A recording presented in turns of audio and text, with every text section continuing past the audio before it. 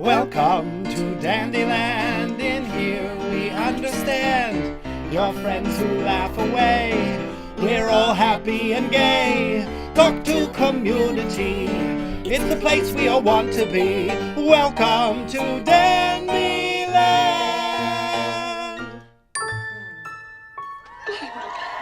Oh, hello, darlings. You've got me doing one of my favorite things, thinking. All thanks to my brain. And I'm thankful for thinking because it helps me do one of my other favorite things, talking. Today I'm talking with one of my good friends and sort of roommate, Morose Ghost. His spirit's been tethered to the Dandyland Manor for generations. And I say, if you got it, haunt it. No, thanks, Dandy, I guess. Morose Ghost has the morbs. So I'm gonna ask my friend to help me do the other half of talking, listening. Well, you know, the sun's going down earlier, right? And the weather is so cold and drab, and it's really been affecting me. And I'm listening. And I'm single again, so there's that. And my whole vibe is off, you know, and it's in my name, Morose Ghost. So everyone always expects me to be sad, but like, I actually am sad. And I'm listening. You know, it's just really hard being a person whose mere identity is considered criminally punishable in 64 countries, you know. And just like that, listening helps. Oh, no, I need more than that. I need actual help. That's why I'm here. You know, I find another way you can take care of your feelings is by expressing them in a non-violent way. Like this.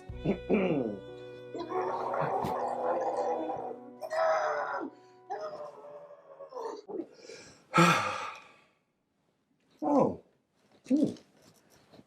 Today on Dandyland, we're getting curious about that gay little Brian inside your head.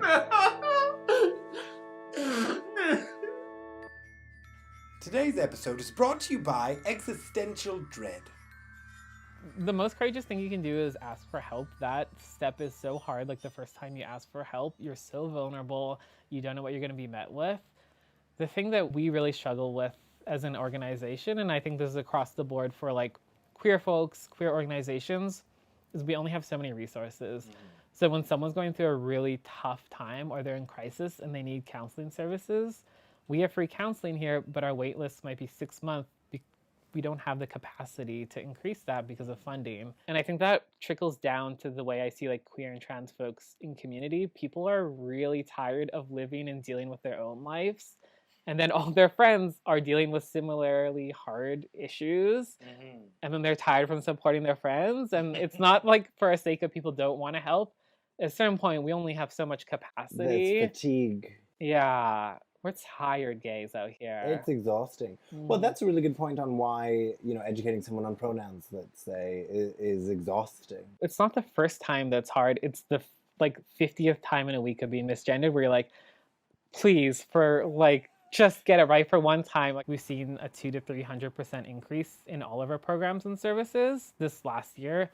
And normally that number is like 5-10%, but it's been so astronomical. And the thing we're hearing from folks is with the anti-trans rhetoric that's happening, trans folks aren't feeling safe, they're not feeling supported, and they're really coming to us with questions of what to do, and they need real practical services. I don't know, I'm just thinking about the whole SOGI thing. So that's been one thing that's been in our world as a total, you know, anti-SOGI people. That doesn't even make sense, first of all, because... Would you tell everyone at home what SOGI stands for? Okay, so SOGI, S-O-G-I, sexual orientation, everybody's got it.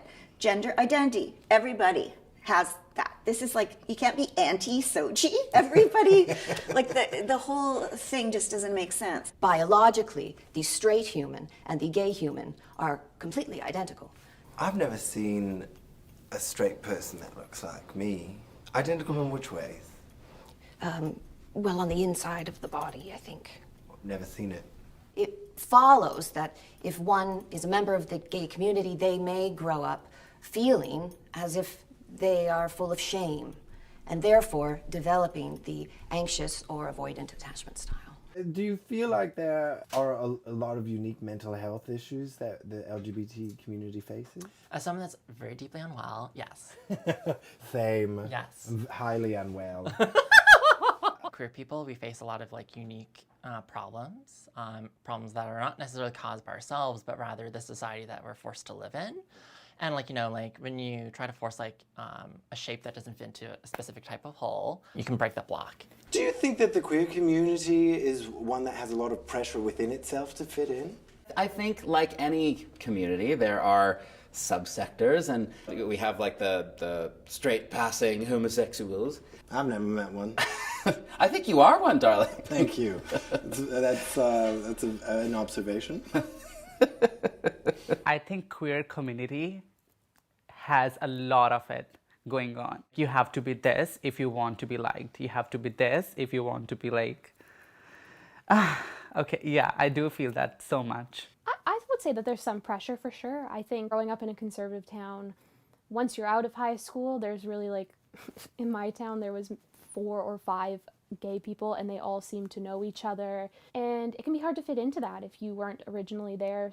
I would say my experience with the queer communities that I've been a part of, I still deal with insecurities and self-esteem stuff like probably most people do. What? But so I have my own internalized stuff about fitting in places, but ultimately I've felt the most like I can be myself in the queer spaces that I find myself in and the community that I've built. So I've never been much for fitting in. I love to stand out. I love that about you. Well, I have a good friend who's very upset and very morose and very unlucky in love. What advice would you give to somebody who's looking for love in this day and age? You might be sick of me saying this, but I think be yourself and find ways to be yourself more and more. And if you're with people where you feel like you can't be yourself, that is a sign that that might not be your person. Yeah, those definitely aren't gay people, because all gay people are nice and accepting. All of them. Every single one. Every single one of them. They have to be. Yeah, you have to.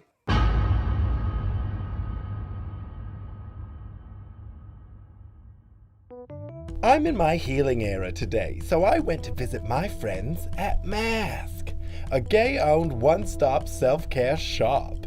And who better to greet me than my good friend Patrick, who is a self-care queen. I'm Patrick Levesque, he, him, and I'm the co-founder here at MASC here in Vancouver. We've been here for 16 and a half years now. It's everything from skincare to hair care, body. So yeah, we decided that we would create a safe space where somebody could come in and talk about skincare and not feel intimidated, asking questions and building their own routine. You have very nice skin. Thank you.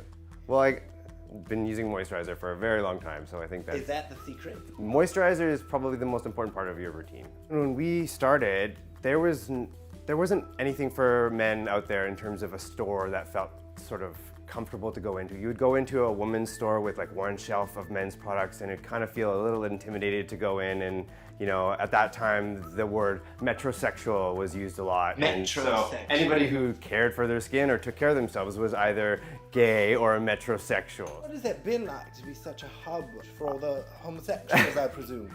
Yeah, there's the homosexuals and the non-homosexuals. What? My favorite part about our business is just helping people feel more confident and feel good about themselves. So that's at the core of our business. That's what we help people do. I've always adored being a shopkeeper. If I were to sell you on some products. Yeah, why don't we try that? Actually, we are looking to hire someone right now. And like I said, you actually are able to reach a lot of stuff. You can do cleaning with your feather. Right now we just need to talk about the product. So why don't we do a little bit of role playing? Sure. So here we have e-shave. Now e-shave is good for you because you shave just parts of your face. Yeah, just the E. Just the E part. Yeah, it makes a very handsome E. And this is a tester. You can see it's open. Okay.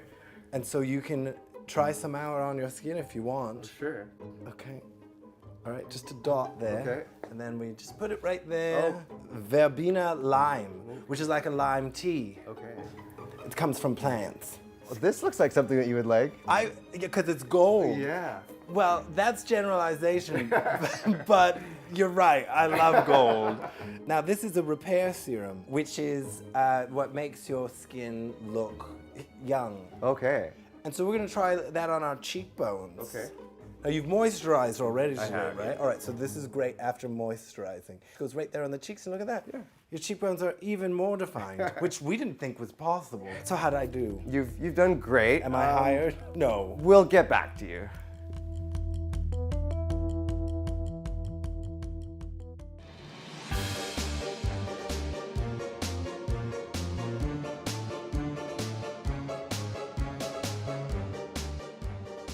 Computer, what is gender dysphoria?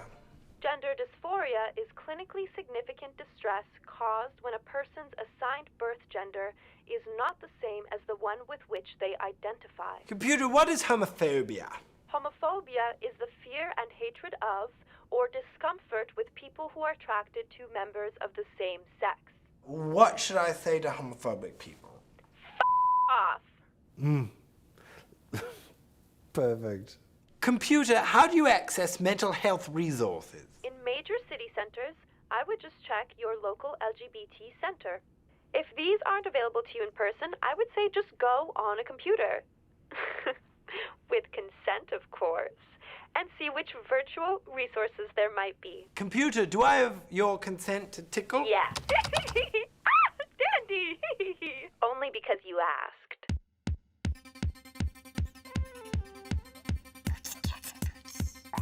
11 straight seconds of gay cats.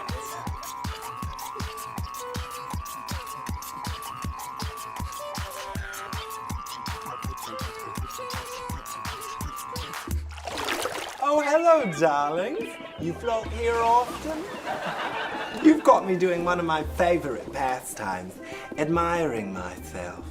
I've never seen a mirror I didn't like. I find it best to boost myself from time to time. So if you're anything like me, grab a mirror and follow along at home. Hello, beautiful. Hello. I love you. I like who you are on the inside. And you're sexy.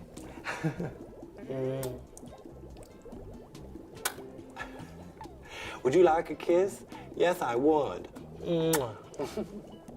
I like your wig.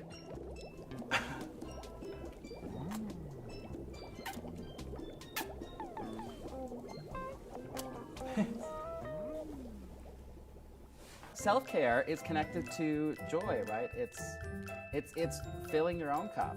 It's difficult to find time for self-care. You really have to be deliberate and carve it out. I think we've been told that it always looks like going to a spa or something, but resting and relaxing, but it can look like going out and playing soccer if that's something that fills you up. It can look like spending time with your friends, being totally quiet on your phone.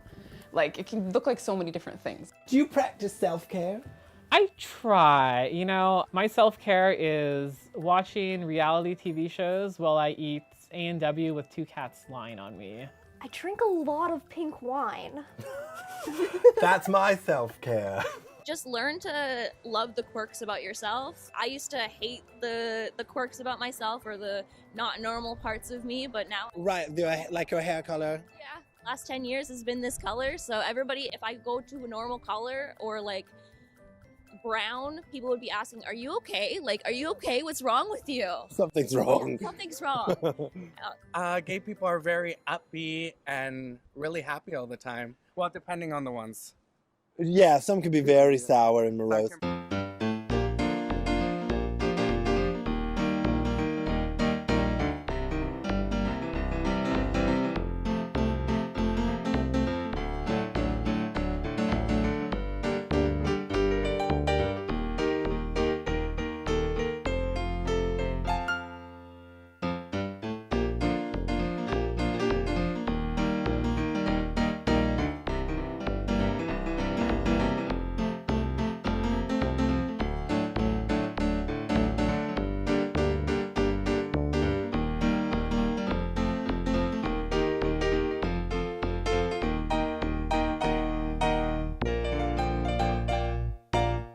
You're a mermaid. All mermaids are gay. But not all gay people are mermaids. Some of them are crabs. But you are beautiful.